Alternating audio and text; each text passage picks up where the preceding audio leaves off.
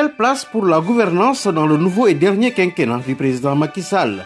Tel a été le thème du panel que Sud FM, la première radio privée du Sénégal, a organisé à l'université Gaston Berger de Saint-Louis le samedi 13 avril 2019. Un panel diffusé en direct à la radio mais aussi sur les réseaux sociaux et qui a regroupé autour du directeur général de Sud FM et du représentant directeur de l'université Gaston Berger de Saint-Louis, le Forum civil, l'ONG 3D, le CONGAD, le directeur de la bonne gouvernance, des enseignants, chercheurs et autres étudiants. Le Sénégal perd chaque année 114 milliards de francs CFA. Il s'agit là d'une étude qui a été publiée par l'OFNAC, l'Office national de lutte contre la corruption. Un aspect de la problématique de la gouvernance ainsi posée, il est revenu aux représentants du Forum civil, Mame Latir Fall, de pointer un doigt accusateur sur la non-application des textes condamnant la malgouvernance. Maintenant, le Forum civil, depuis sa création, a travaillé à susciter des textes. Beaucoup de textes. Nous avons inspiré des textes sur l'Agence de régulation des marchés publics ARMP, des textes sur l'OFNAC, sur la déclaration du patrimoine. Nous avons poussé pour que la directive de l'UEMOA concernant les finances publiques soit transposée dans notre législation. Donc nous pouvons dire que au Sénégal, ce n'est pas un problème de texte qui se pose, mais un problème d'application de ces textes. Nous pensons qu'on peut avoir les meilleurs textes du monde, mais qu'il faudra convoquer aussi sous un plan global, le Sénégalais maintenant de 2019 dans son rapport au pouvoir avec l'argent. Donc fondamentalement, je pense qu'il nous faut réfléchir sur quels Sénégalais sommes-nous devenus. Parce qu'avant nos ancêtres, le code de l'honneur, ils préféraient mourir que prendre l'argent du contribuable. À chaque fois quand on parle de bonne gouvernance, on passe à l'argent. Je pense que pour parler de la bonne gouvernance, il faut aussi se questionner sur c'est quoi la gouvernance. Nous considérons qu'il y a 4 catégories, ou bien en général, on dit qu'il y a 4 catégories de gouvernance. Il y a une gouvernance politique, donc c'est vraiment les règles de nomination, les règles d'élection qui sont mises en place dans une société. Il y a une gouvernance administrative, parce qu'il faut vraiment avoir une administration forte qui puisse porter la vision de l'exécutif. C'est une gouvernance économique, en ce sens qu'il faut se projeter dans l'avenir, il faut régler des questions liées à l'emploi, etc. Et enfin, c'est une gouvernance budgétaire, parce que le budget, c'est le premier instrument de mise en œuvre des politiques publiques. Donc quand on parle de gouvernance budgétaire, c'est les règles d'élaboration, de mise en œuvre et de contrôle des politiques publiques. Donc, il y a quelque chose ou bien des principes qui transcendent ces 4 catégories de gouvernance-là. C'est ce qu'on appelle les principes de bonne gouvernance. C'est quoi? C'est la transparence dans l'exécution des politiques publiques. C'est la participation et l'inclusion des citoyens dans l'élaboration et la mise en œuvre des projets de l'État. C'est la reddition des comptes. Mais il y a d'autres principes que je pense le directeur de la bonne gouvernance ne manquerait pas de rappeler, l'état de droit, le respect de la loi, l'éthique, etc. Nous pensons que pour chaque catégorie de gouvernance que je viens d'énumérer, ces principes-là doivent être vérifiés, ces principes-là doivent être respectés. Face à cette situation, l'État ne reste pas du tout les bras croisés. Les institutionnels, le secteur privé, la société civile, le citoyen pris isolément, qu'on puisse faire en sorte que au niveau de la promotion de la bonne gouvernance, les différents acteurs puissent agir de manière éthique dans leur démarche, mais sans qu'on ait à user de l'autorité légale de leur imposer. Donc il est important, cette démarche-là pour nous, c'est une démarche qui est pédagogique, mais qui effectivement passe par l'éducation, par la sensibilisation, et c'est pourquoi d'ailleurs nous sommes en train actuellement de travailler sur l'élaboration de modules d'éducation à la bonne gouvernance, mais également nous tenons de manière régulière des forums dans les différentes localités sur des thématiques de gouvernance pour renforcer les capacités des acteurs. Nous l'avons fait par exemple avec les élus locaux, nous l'avons fait également avec les jeunes dans les régions de Dakar et Thiès, et certainement qu'on va poursuivre après, pour que effectivement ces thématiques de gouvernance-là, les jeunes puissent l'approprier. Parce qu'il est important pour nous de faire en sorte que la culture de la bonne gouvernance puisse s'installer au niveau donc du Sénégal. Je rappelle également que Sud FM s'est déplacé à Saint-Louis pour mener ce forum public en partenariat avec la Fondation des médias de l'Afrique de l'Ouest, mais également en partenariat avec l'Université Gaston Berger de Saint-Louis, pour rappeler qu'il s'agit d'un débat dynamique et que le public aura l'occasion justement d'intervenir, de poser des questions et aux panélistes de répondre. On y reviendra tout à l'heure. Un public composé pour l'essentiel des étudiants de Sciences Po, et ceux aussi du club OWADA de l'UFR, des sciences juridiques et politiques, des enseignants-chercheurs du monde de la société civile. Voilà, et ainsi composé le public pour ce débat, forum civil déplacé à l'université Gaston Berger de Saint-Louis. Je parle du premier quinquennat. Le discours de l'actuel président à l'époque était un discours qui répondait à une demande. Le candidat du premier quinquennat. Il y avait une demande sociale qui était beaucoup plus forte que toutes les autres demandes politiques aujourd'hui, de bonne gouvernance et aux demandes sociales, les coupures de courant, l'augmentation des denrées de première nécessité, tout cela. C'était ça, le premier quinquennat. Apparemment, il s'était préparé pour ça. Mais en venant au pouvoir, il avait un discours aussi. Gouvernance sobre et vertueuse. C'était son discours. Il a parlé de l'éthique dans l'action politique, dans toutes les actions de l'être humain. S'il n'y a pas de l'éthique, nous ne sommes pas des éléments de la société. Et c'est important de revenir sur son discours. Mais en écoutant le directeur de la bonne gouvernance et les autres, on constate que quand même, on a mis tous les outils. Je ne sais pas, est-ce que c'est une manifestation de la volonté du gouvernant d'arriver à la bonne gouvernance, mais quand même, on a mis beaucoup d'outils. Il l'a parlé. Sur le plan réglementaire, législatif et en plus du discours. Des mécanismes, des dispositifs sont mis ici, il l'a dit, un ministère dédié, des institutions mises en place, des lois, mais apparemment, même si on a des bons sur le plan des points, il a dit des indices, des indicateurs qui ne satisfont pas de personne, mais quand même qui peuvent satisfaire à un gouvernement parce qu'il peut l'utiliser comme argument. Mais ce que nous constatons, nous, c'est qu'il y avait une demande sociale au premier quinquennat. Apparemment, je ne suis pas sûr, apparemment cette demande n'est pas revenue pour le deuxième quinquennat. Je parle sous votre contrôle, Maurice. Pour dire que, effectivement, monsieur le directeur, beaucoup d'efforts ont été faits. Mais quand même, la demande, même si c'est une demande d'une élite, la demande est toujours là. Et c'est ça ma question peut-être moi fondamentale. C'est important pour moi de dire que l'éthique se base sur un socle. Le socle moral de cette société-là, on ne peut pas l'ignorer. On ne peut pas gouverner sans tenir compte de la religiosité de cette société-là. Si on veut avoir la bonne gouvernance, il faut en tenir compte. Sinon, on reste au niveau de l'élite.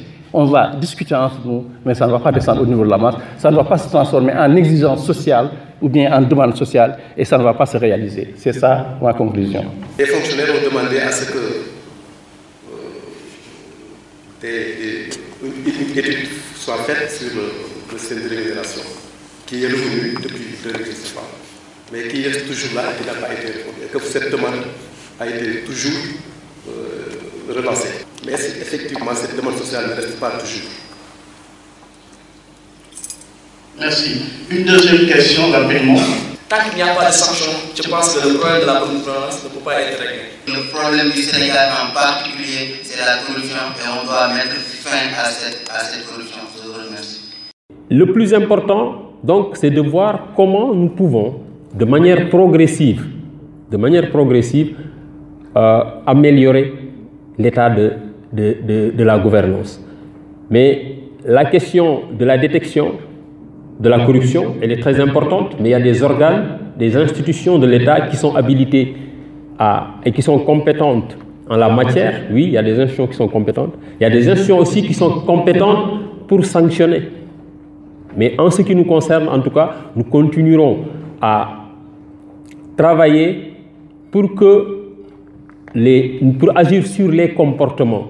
Parce qu'en réalité, le phénomène de la corruption de manière spécifique, il faut même se demander ce qui pousse les individus à devenir des corrupteurs ou des corrompus. Je ne pense pas qu'il y ait un être humain qui naisse corrupteur ou corrompu. Non, on ne naît pas corrompu.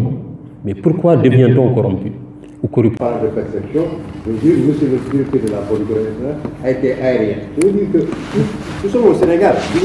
À l'état actuel, la perception à mieux partager, c'est que nos autorités, nous avons tous les textes, mais il n'y a pas une volonté d'arrêter la corruption. Moi, je vais vous donner des faits.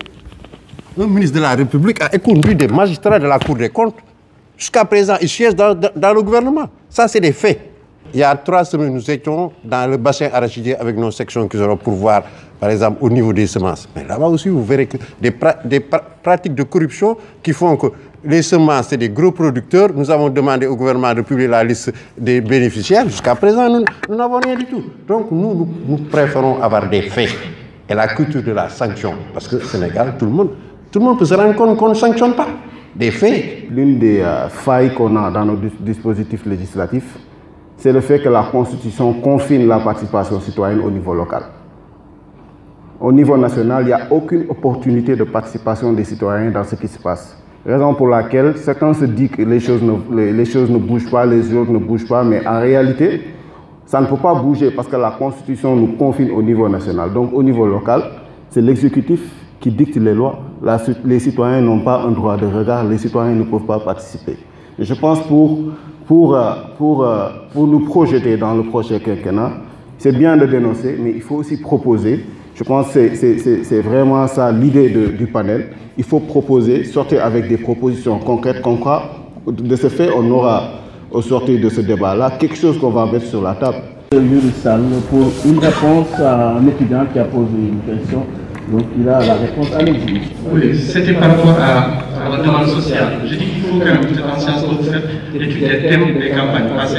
Étudier les thèmes des campagnes passées. Et pour moi, c'est pas une demande, c'est plus qu'une demande, c'est l'exigence sociale. Quand quelque chose n'est pas une exigence sociale, même si on a une élite qui essaie de forcer les gens à le faire, ça va être très difficile. Donc, on a vu partout, on a changé de gouvernement parce que c'était une exigence sociale. Donc, au départ, on avait quand même tout ce qui est denrées de première nécessité, le coût de la vie, c'était une exigence sociale. Ils ont essayé de répondre à ça. C'est ça ma question. Maintenant, pour le quinquennat passé, la campagne passée, on n'a pas vu ça parce que c'était dépassé, les coupures d'électricité. Mais si on avait comme une exigence sociale, comme l'exigence passée, au niveau de la bonne gouvernance, peut-être ils vont faire l'effort de répondre concrètement. C'était ça mon idée. Après les panélistes, il est revenu aux enseignants, aux chercheurs et autres spécialistes d'apporter leur contribution au débat. L'effectivité de la démocratie au Sénégal pose problème. Pour des raisons qui sont à la fois liées à la nature même de la démocratie, aux acteurs qui interviennent dans cette démocratie, et puis aussi le problème d'organisation de l'espace public, de confrontation entre les différents acteurs qui doivent intervenir dans cet espace-là autour de débats contradictoires permettant de déboucher sur un contrôle. Mais l'analyse qu'on peut faire d'ailleurs de cette situation, c'est que la gouvernance politique est bloquée. On a l'impression qu'il y a un recul à un moment depuis un certain temps par rapport à la démocratie. Un recul qui est dû au fait qu'il n'y a pas justement l'application des principes et des règles, surtout des règles qui dirigent, qui orientent la démocratie dans son fonctionnement. Si on réfléchit beaucoup sur la séparation des pouvoirs, parce que ça a été tout un enjeu, ça pose problème entre l'exécutif, le législatif et le judiciaire. Ça pose problème tout simplement parce que les acteurs qui interviennent ne respectent pas les règles du jeu, ou du moins n'ont pas cette capacité à se hisser au niveau requis pour pouvoir appliquer les règles de la démocratie.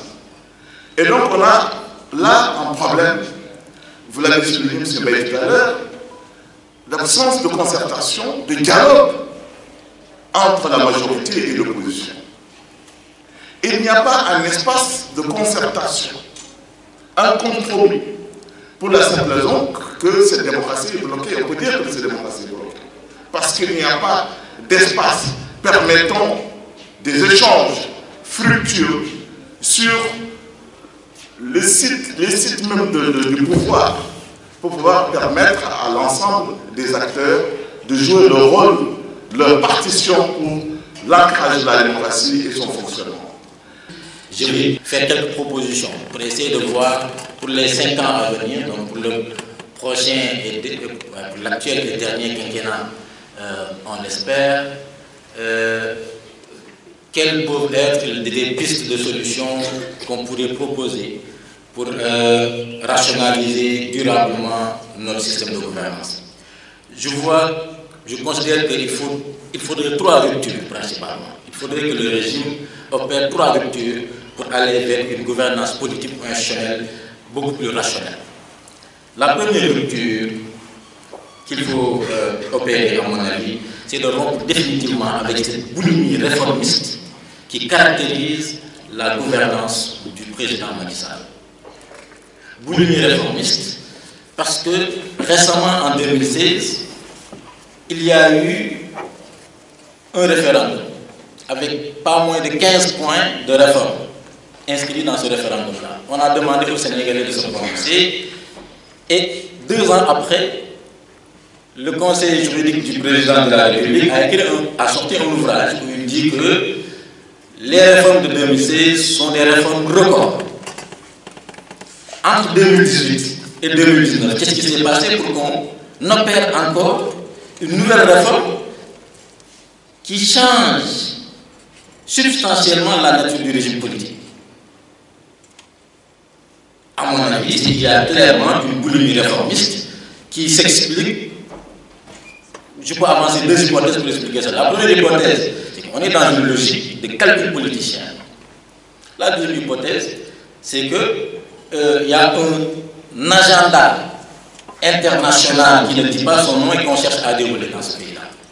La deuxième rupture qu'il faut opérer, c'est de rompre définitivement avec cette gouvernance institutionnelle que j'ai qualifiée de solitaire. Le président de la République, la majorité, ne discute pas avec son opposition. La majorité ne discute pas avec certains acteurs de la société civile qui peuvent apporter quelque chose pour définir et stabiliser durablement le design institutionnel de notre pays. J'ai bien aimé l'intervention des professeurs Diaw et Diallo, parce que ça met carrément le doigt sur des choses ponctuelles. Et un élément fondamental qui m'intéresse au niveau de ces débats, c'est déjà de voir les ambiguïtés qu'il y a autour de la gouvernance ou de la bonne gouvernance. Ambiguïté, pourquoi? Je prends un exemple ponctuel. Comment une autorité publique qui a eu à gérer un établissement public a été épinglée par un rapport, le rapport de l'OFNAC en 2016, et qui a été du coup promu à un poste stratégique du ministère de l'Enseignement supérieur, pour ne pas le nommer.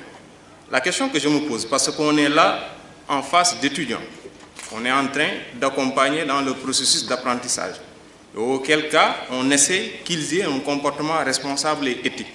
Et donc, quel est le signal que le président de la République envoie à cette jeune génération, y compris moi-même? Ensuite, ce questionnement m'amène vers 3 entrées. La première concerne la crise de l'autorité publique.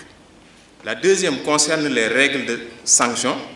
Et puis la troisième va concerner la qualité du service public. Est-ce qu'on peut s'assurer que tous ces éléments-là vont entrer dans un maillage qui puisse produire ce que l'on attend de nos institutions démocratiques et qui puisse être rendu compte par le terme d'accountability, pour reprendre un peu la terminologie anglo-saxonne. La chose pourra être plus étendue si on se réfère à la cellule familiale, puisque ces personnes-là qui occupent des postes stratégiques, l'autorité publique en tant que telle, sont issues de nos familles. Ce sont nos oncles, nos pères, nos voisins. Et là, j'en arrive à un questionnement sur les valeurs à travers lesquelles on éduque nos enfants, nous-mêmes, et qui fait qu'il y a une sorte de déphasage lorsqu'ils se positionnent dans des postes stratégiques en usant notamment du bien public. Tous ces éléments-là pris en compte donnent carrément une étendue du concept de gouvernance en tant que tel, qui ne va pas se limiter sur l'activité gouvernementale ou l'action gouvernementale, mais à cheval entre la société, entre le gouvernement et les acteurs qui se trouvent au milieu des deux camps. Les gens qui sont pour faire que ça marche n'ont pas de politique d'ouverture de données. Ça veut dire qu'aujourd'hui, on nous parle de perception. Beaucoup de gens ici vont me dire oh, les gens ne voient pas la chose comme le gouvernement le dit. Mais c'est normal. Si le gouvernement n'ouvre pas l'information publique pour que les gens puissent regarder des projets comme mine, pétrole, etc., combien ça coûte, je pense que la perception elle va être différente d'une personne à une autre. Ce que l'on dit, c'est plus de transparence. Ça veut dire que, pour ce qui reste au président, il nous a parlé de 4 points qu'il voudrait, avec son concept de fast-track, attaquer. Ces 4 points, on peut citer par exemple la jeunesse.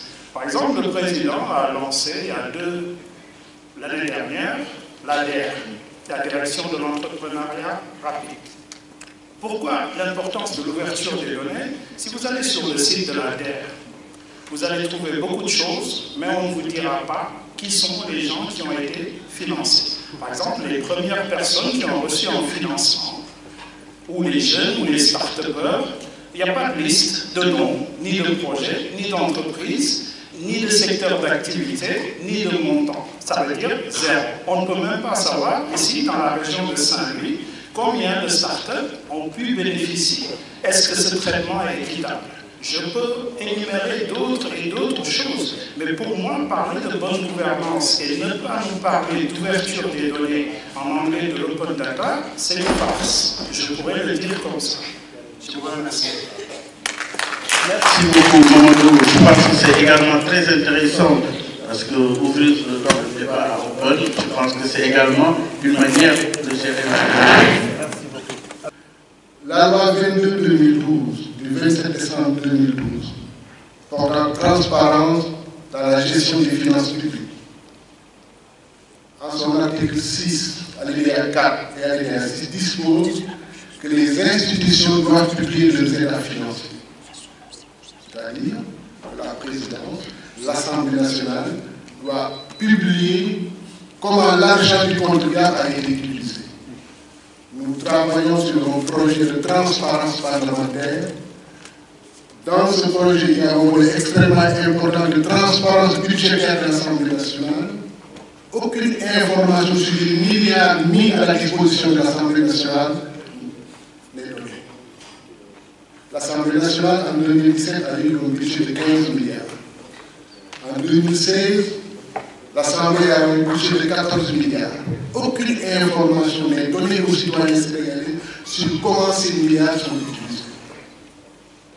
Un autre exemple, confirmer qu'en fait on a un problème d'application des textes, et non pas un problème de texte. L'article 66 de la Constitution, le règlement intérieur de l'Assemblée nationale, en son article 64 et 96, dispose que l'intégralité des travaux et documents parlementaires doit être publié.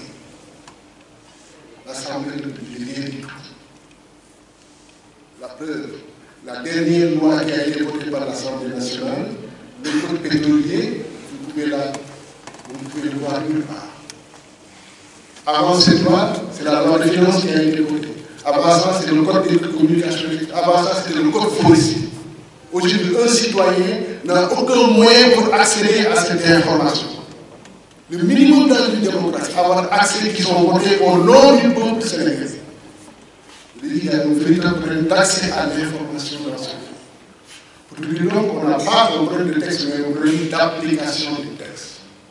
Sous cet angle-là, la réflexion doit porter sur comment faire émerger un leadership qui puisse porter une bonne gouvernance dans ce pays. Et moi, je vous recommande de lire le rapport d'auto-évaluation du Sénégal dans le cadre du MAEP, avec les 4 ITR qui ont eu à travailler sur cette question. Depuis, je vous dis, depuis Thierno Souleymane Baal, effectivement. Le système politique du Sénégal a été revisité, le diagnostic a été fait de manière très approfondie.